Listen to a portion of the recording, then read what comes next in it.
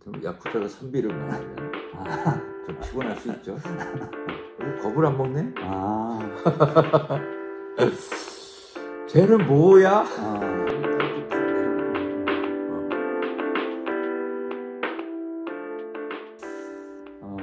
근데 이제 윤석열이나 한동훈 입장에서는 자기들이 하던 방식으로 했고 하여튼 검찰 권력이 휘둘리신 모든 걸 다 해서 다 눌러놨다고 생각하는데 의외로 지금 반격을 당하고 있잖아요. 저 사람들의 생애에서는 이건 굉장한 그 재난일 것 같아요. 도전이고. 그렇죠. 지금 저 사람들 어떻게 사태를 바라보고 있을까? 어떤 감정으로? 뭐 당연히 당혹스러울 거고. 그렇지. 그렇다면 야쿠자가 선비를 만나면 좀 피곤할 수 있죠. 겁을 안 먹네? 쟤는 뭐야? 경험 못한 존재인 그렇죠. 거죠. 경험할 수 없었던 존재가 자기를 드러냈어. 슬슬 피할 줄 알았는데 당당하게 드러내고 자기도 모르는 어떤 뭐랄까 카리스마 힘을 딱 보이는데 그것도 꺾을 수 있다고 생각했던 것 같아요. 처음에는. 왜? 조금만 겁주면 다들 설설 기는데 그럼 겁줄 수 있는 게 없을까? 없어. 캐비넷 다 뒤졌고 그럼 뭐로 할 거예요? 너 그 안전한 집에서 살지 왜 나와? 근데 나 그럴 의사가 없어요. 안전한 삶을 살고 싶지 않다는 거야. 그런 공공성에 대한 헌신이라는 거는 그렇게 크게 그러니까 선택하기 힘든 부분이 아닌 거예요. 자기들은 공공성에 대한 헌신이라는 거는 사실은 없잖아. 생각해 본 적도 없고. 근데 그런 놈들은 웃기는 놈들이고 그거 겁주면 아니요 한 놈들이다라고 생각했겠죠. 제가 이번에 조국 막 등장하면서 그동안 가졌던 감정과 관점이 이제 막 변할 때 고민이 되는 거예요. 계속 한겨레 신문 같은 데서도 여전히 조국 비판하는 기사도 나오고 하는데 그래서 제가 한겨레 신문에 계셨던 조선희 씨라는 소설가한테 문자를 넣었어요. 이거 어떻게 봐야 되냐 그러니까 명료한 답을 주시더라고요. 이런 거라는 거지. 학생들이 있는데 시험을 봤는데 한 명만 탁 뽑아서 점수 매겨서 70점이라고 막 매질한다. 다른 애들은 7점도 하지 않고 그런 얘기를 하셔서 맞구나. 그러니까 진짜 우리가 뭐 조국이 잘못한 것도 있죠. 부분적으로. 근데 그것에 대한 과도한 다른 것을 배제하고 이렇게 바라본 이상한 편향된 도덕주의 이런 것을 또 한번 돌아보기도 하는 그런 건데 그걸 넘어선 더 큰 판을 지금 우리가 펼치고 있는 이 매개체가 됐다는 게 굉장히 재밌는 지점 같아요. 그러니까 이게 이제 그 도덕주의에서 시작된 문제들이란 말이에요. 이게 언론이라는 게 그 사회의 도덕주의를 건드려 가지고 이런 드라마를 쓰는 거잖아요. 근데 저 사람이 우리 아무리 도덕주의라고 생각해도 좀 너무했다. 근데 이 정도의 문제는 아니라고 보는 거예요. 나는 도덕주의 자체가 이게 이제는 버려야 될 건데 도덕주의가 뭡니까? 도덕을 절대화하는 건가요? 아니죠.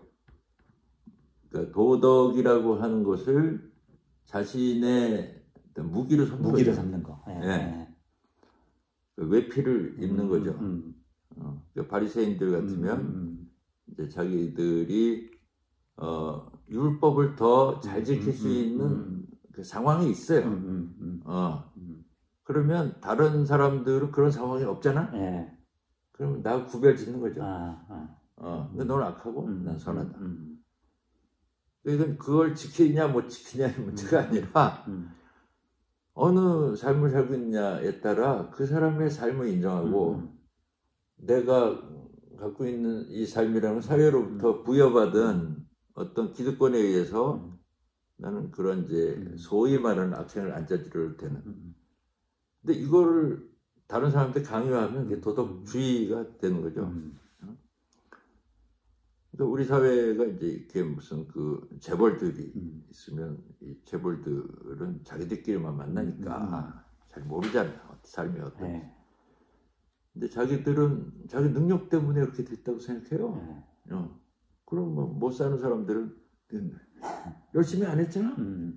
이런 게 이제 도덕주의죠. 그러니까 근데 이 그 조국의 경우는 좀 다른 것 같아. 너는 대단히 도덕적이라고 얘기했잖아. 근데 왜 그런 말은 뭐가 있어? 그러니까 나는 도덕적이지 못한 것 같은데, 니도 똑같네. 거기 해소가 되는 게 그냥. 그래서 이거는 그냥 그런 판이잖아요. 또 다른 구판이라고 얘기하니까. 그걸 언론하고 이제 만들어낸 건데, 어마어마한 거죠. 이 힘이라는 게. 그러니까 사람들이 죄의식을 갖는다는 거는요, 무서운 거예요. 쉽게 없어지지 않는데, 죄의식을 만들어내는 거예요. 우리 사회가. 만들어내놓고 그 분노를 이용해서 누군가를 지목하면, 좌표를 찍으면, 그냥 스토리가 만들어진 거잖아요. 그러니까 내가 이제 그 서구적인 비극 같다. 이 조국은 햄릿 이런 좀 잘난 사람 하나를 딱 찍는 거죠. 그러면 해소가 돼요. 연예인들도요, 뭐 하나 잘못하면요 박살이 납니다. 거긴 질투심 같은 거예요. 그렇지. 그러니까 이 사랑이라는 게 확 바뀌어가지고 너 그럴 줄 알았어. 이렇게 바뀌는 거예요. 나하고 똑같은 놈이네. 그러니까 나만 죄 짓고 사는 거 아니네. 역으로는 이 뭔가 이렇게 어느 집단에 이게 부패가 가득한데 누가 하나가 새로 들어오면 룸사롱인데 데리고 가서 죄 짓게 만들고 너 우리랑 똑같아졌어? 하는 거 좀 비슷하죠. 그러니까 정치에서 이 도덕주의가 빨리 사라져야 돼요. 이제는 삶이 다양해졌잖아요. 그래서 다양한 삶에 대한 어떤 인지, 그리고 배려, 존중, 이런 것들이 어떤 그 정치의 언어가 돼야 되고, 근데 툭 하면 뭐 너 부패했지 잘못했지 이런 것만 있는 거야. 쟤는 너무 멋이 없어 할 수도 있잖아. 그렇죠. 요즘 한동훈 연설하는 거 보면 아유 제 연설 저렇게 찌질하게. 그렇죠. 그러니까 맞아. 한동훈은 뭐 악한 놈이라기보단 진짜 후진 놈. 그렇지. 유치원생 같고 참 제 총선 끝나면 어떻게 되겠냐 뭐 이렇게 이제 오히려 애처롭게 느껴지는. 근데 뭐 이제 그쪽이야 그렇고 이 진보 진영의 흐름도 좀 봐야 되는데 도덕주의가 진보 진영이 오히려 강해지고 있잖아요. 그럼요. 그런 점에서 조국은 앞으로 어떤 새로운 변수가 될까요? 진보 진영의 변화. 참 쉬운 문제가 아닌데, 그러니까 난 거기 모인 사람들이 중요하다고 보는 거예요. 그게 이제 이제 영입된 이제 새로운 인재들, 이런 사람들은 현대에 아주 그 근대적 사고로 살던 사람들이에요. 우리는 무슨 좌우나 선악 개념보다는 일을 잘하는 사람들. 근데 그 일을 잘한다라고 하는 것이 거기에서 어떤 그 합리적 판단을 했던 사람들.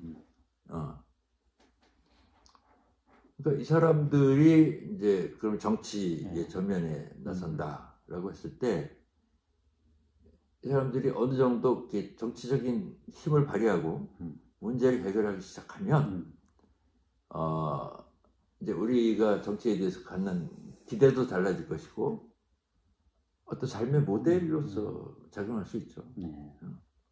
근데 또 다시 밀리고 좌절하고 하면 다시 도덕주의나 이런 단순한 가치 판단 이런 것이 다시 고개를 들릴 수밖에 없겠죠.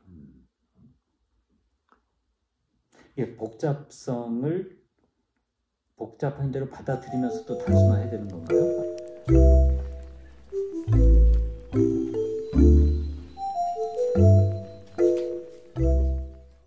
그 복잡성에 대한 이야기를 좀 듣고 싶어요. 복잡성이 정말 많아지는 시대, 그런 세상을 살고 있다. 따라서 이것을 아까 표현대로 하면 좀 단순화할 필요가 있다고 하는데, 그게 얼핏 보면 도식화한다거나 굉장히 이렇게 자기 확증 편향으로 이분법적으로 보고 싶은 것만 보고 이렇게 단순화하는 경향도 있거든요. 근데 그 단순화가 아닌 우리가 진짜 취해야 될 단순화라는 건 어떤 걸까요? 복잡성을 어떻게 우리가 수용해야 되는 건지. 사실 다른 사람이 단순화시킨 걸 내가 습득하는 것으로는 복잡성을 해결하기가 쉽지 않죠. 그걸 내 언어하고 이게 어쨌든 만나야 되거든요.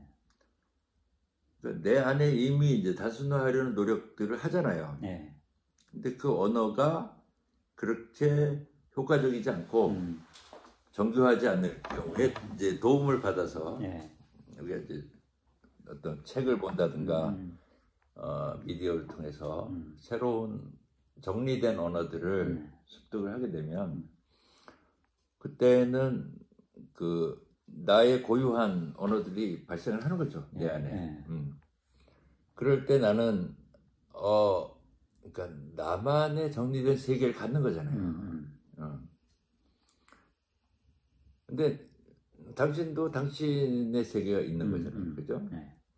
그래서 그 세계들이 만나면서 훨씬 더 정리될 수 있다. 그 독단에 빠지지 않고. 그렇죠. 독단에 빠지지 않고 그 사람도 정리된 언어가 있는 거예요. 그렇죠. 내 언어를 얘기했는데 이 사람은 더 단순하게 정리를 했네. 그리고 더 명쾌하네. 이제 이런 교류가 없으면 독단이죠. 대부분. 그거를 이제 미디어가 제공했던 거를 계속 반복해서 주입하면 그건 확증 편향이 강화되는 것이고 오히려 그 복잡한 세상을 사는 게 낫지. 그러니까 이제 사실 종교도 그런 거예요. 종교도 복잡하니까 단순하고 싶어서 그 종교가 제공하는 언어나 스토리텔링에 그냥 귀의하는 거잖아요. 귀의란 말 사실 좋은 말이지만 그걸 편하고 그런데 어느 때부턴가 그런 스토리텔링이나 언어가 소통이 안 되는 거예요. 다른 이웃하고. 그만큼 이제 이제 효용성이 떨어진 거죠. 그 스토리텔링이. 이 세계를 담지 못해. 그런데도 이 사람은 그 언어 밖으로 그 세계 밖으로 나가는 게 너무 힘든 거예요. 여기에 이제 인문이라고 하는 게 필요한 것이고, 서양 사람들도 중세 시대에 가졌던 그런 단순화된 언어, 뭐 세속과 막 거룩한 것 이런 거에서 빠져나와야 그 산업사회나 과학의 문명 이런 것들 속에서 살 수 있는데 그게 너무너무 힘들었던 거예요, 사실은. 그래서 그거를 빨리빨리 캐치해서 기술로 만들고 이렇게 했던 사람들이 부를 누리고 나머지는 이제 이렇게 뭐랄까 소비자로만 남는 이런 게 되는 거죠. 그러니까 우리가 소비자로 남게 되면 어떤 복잡한 걸 처리하는 사람들한테 종속될 수밖에 없어요. 그러니까 복잡성을 단순화하는 사람들에게 휘둘리지 않고 단순한 소비자로 남지 않기 위해서는 우리 스스로 이른바 주체적으로 복작성을 수용해야 되는데 그건 굉장한 훈련이 필요한 거 아닌가요? 그러니까 사실은 여기서 인문학이라고 하는 거를 자꾸 전문가들이 뭘 제공하는 것처럼 되고 칸트, 니체 뭐 이래야 되는 걸로 이렇게 이미지를 만들어 버린 거예요. 아주 심각한 문제예요. 그러니까 인문학이라는 걸 이제 내 나름대로 정의를 하면 사람 사는 것에 대한 모든 것이에요. 그것을 언어로 설명하면 그 내용은 인문학이 된다. 근데 이것이 일정한 체계를 갖춰야 되고 검증이 돼야 되고 이런 아카데미즘 안에서의 그 권위를 확보하는 코스를 강요하면 그건 우리 일상에서 도구가 안 되잖아요. 그래서 인문학 운동이라든지 뭐 이런 얘기들 많이 하는데 그럼 이제 글쓰기를 해라 뭐 이런 얘기 하잖아요. 그런 것들은 일부 그 인문학 운동일 수 있어요. 그러나 이제 글을 잘 쓰는 게 중요한 게 아니라 자기만의 언어를 거기서 만들어서 자기가 갖고 그 소통하는 것이 인문학의 과정이라고 설명해 줄 필요가 있다. 그래서 내가 같이 유튜브 하는 스트리트 댄스 하는 친구가 자기 춤출 때의 경험을 얘기하면 그것이 이제 담기잖아요. 그러면 인문학이 돼요. 그 글로 안 썼는데 이렇게 얘기해도 그것은 인문학이고 이 누후는 영성 인문학이고 그렇잖아요. 그렇게 이야기를 나눌 수 있는 계기 이런 게 중요할 것 같아요. 뜬금없이 우리 얘기하자 이게 아니라 뭔가 공유하는 상황이 있고 질문이 있고 이래야 되는데 그런 점에서 이 정치라는 움직임이 정말 생물 같은 거고 엄청난 판이잖아요. 그러니까 생각지 못한 일들이 벌어지고 절망했다가 또 희망을 갖다가 다시 또 꼬꾸라지고 이런 엄청난 드라마가 우리한테 그런 걸 일깨워주는 것 같기도 합니다. 복잡성이라는 게 뭔지. 그렇죠. 그러니까 이게 하루가 다르잖아요. 그렇죠. 특히 이번 정부 같으면 하루하루 뭐 문제를 만들어. 그럼 이게 정리해서 담기기가 힘들어요. 근데 댓글을 달잖아요. 이것도 인문학이에요. 문장으로 이 상황을 정리해. 어떤 진짜 명쾌하게 하는 사람들도 있고, 굉장히 그 풍자를 하면서 유머러스하게 하는 사람도 있고, 하면서 이 댓글들을 또 누가 취합해서 읽어줘요. 이런 상황에서 댓글들 한번 볼까요? 이런 과정들이 인문학의 유통 과정이다. 그러니까 저 사람들도 나랑 비슷한 생각하구나. 그럼 내가 생각한 게 맞구나. 저럴 때는 저렇게 표현하는구나. 그 표현을 막 사람들이 공유하면서 어떤 움직임이 형성되잖아요. 이른바 집단지성이라고 얘기하는 거. 그렇죠. 그걸 이렇게 경험하는 것 같아요. 우리 처음 얘기에 돌아가서 이번에 조국의 등장이라는 것도 정말 의외에 전혀 예상하지 않았던 이런 새로운 사태로 확장이 되고 있는데 이것이 우리한테 던져주는 메시지 이걸 좀 정리해 주시죠. 이거 글쎄요. 그러니까 이게 사람들한테 낯선 풍경이고 사건이고 그러면 그거를 누군가 이제 포착을 해줘야 되는데 우리나라에 한 몇 사람 있죠. 읽어주는 사람이 있습니다.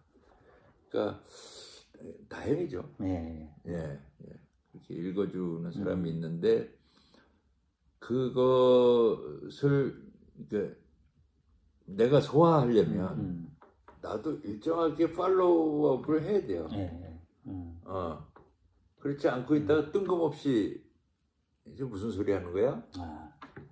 학습을 계속 해야 되는군요. 그렇죠. 근데 그 학습이 꼭 공부하듯이가 아니라 드라마를 보듯이 만들어줄 필요가 있어요. 너무 심각하고 무겁게 하면 그 학습하기 쉽지 않잖아요. 그 에듀테인먼트를 해야 되는데 그게 이제 요즘 유튜브가 매불쇼니 뭐 해서 해줘요. 그런 거라도 보고 웃으면서 습득을 하고. 저도 글 쓰고 강의해온 사람이지만 정말 전혀 다른 시대로 왔다 하는 게 저도 매불쇼나 뭐 박구영 교수 이런 분의 강의를 유튜브로 들으면서 이게 책하고 전혀 다른 임팩트를 주는구나. 엄청난 통찰들이 그 안에서 일어나고 해서 그렇죠. 재밌어요. 그 어떤 그 우연히 그 MC하고 이야기가 마주치면서 발생하기도 하죠. 이게 뭐 각본이 없이 그렇게 가니까. 앞으로 선거 오늘 시점에서 한 일주일 좀 더 남았는데 이 유튜브 방송을 보실 때는 선거 전일지 후일지 모르겠습니다만 이 영상을 편집하는 중에 벌써 총선 결과가 나왔군요. 보시는 바와 같이 민주당 175, 국민의힘 108 압승입니다. 거기에 조국혁신당 12석. 아직 좀 미진하지만 계속 깨어있으라는 주문이라고 생각합니다. 계속 이어가겠습니다.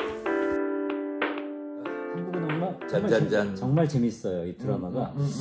미국 같은 예를 들어서 그런 생각이 드는데 오바마가 나온 다음에 바로 트럼프가 등장했잖아요.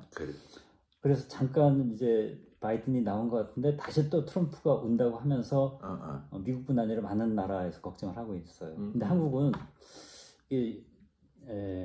윤 대통령이 나왔다가 우리 다 힘들고 앞이 안 보이는 상황에서 또다시 그러니까 이게 이제 우리가 물결이라고 표현할 수 있죠. 웨이브. 그러니까 골이 있고 이제 산이 있고 이렇게. 그러면 이게 늘 골도 아니고 늘 산도 아닌데 내 인식이 어느 하나에 머물러 있으면 늘 당황스럽고 저거가 힘들죠. 그러니까 내가 유연해야 돼요. 어떤 데 고집스러운 생각을 갖고 있거나 어떤 프레임을 갖고 세상을 보면 이 세계는 너무 나를 힘들게 만드는 거예요. 그러니까 나는 뭐라고 표현하냐면 서핑을 해야 된다. 그러니까 파도를 타야 된다. 근데 파도를 타려면 균형을 잡아야 되고 내가 깨어 있어야 돼요. 이제 내 세상 알았어. 절대 그럴 수 없는 세상이 되었고요. 그래서 늘 깨어서 세상을 바라보는 것이 즐거운 일상이 되도록 해야 돼. 그러니까 너무 절망적인 일이 벌어졌다고 해서 막 그냥 침체하고 이런 게 아니라 벌어질 일은 벌어지고 그것이 또 일깨워주는 게 있다. 그렇죠. 이렇게 봐야 되는데. 그 다음 골이 이제 산이 오고 할 건데 그거에 대한 이제 준비, 희망, 혹은 내가 어떻게 참여할 건가 이렇게 있어야 좀 다이내믹한 삶을 사는 거잖아요. 그러니까 또 그렇게 가다가도 다시 또 뜻하지 않게 꼬꾸라질 때도 있어도 그것조차도 그렇죠. 오늘 정치에 정말 하루가 다르게 숨가쁘게 벌어지는 드라마 한 가운데서 우리가 이야기를 나눴습니다. 여러분 나중에 어떤 시점에서 이걸 보시더라도 또 다른 나름의 다른 울림으로 다가갈 거라고 제 이야기들보다는 사회학자의 질문을 잘 생각을 하실 필요가 있어요. 자기한테 던져보고 질문을. 저는 그냥 뭐랄까 뭐 판소리 하듯이 푸는 거고. 저는 고수로 그냥.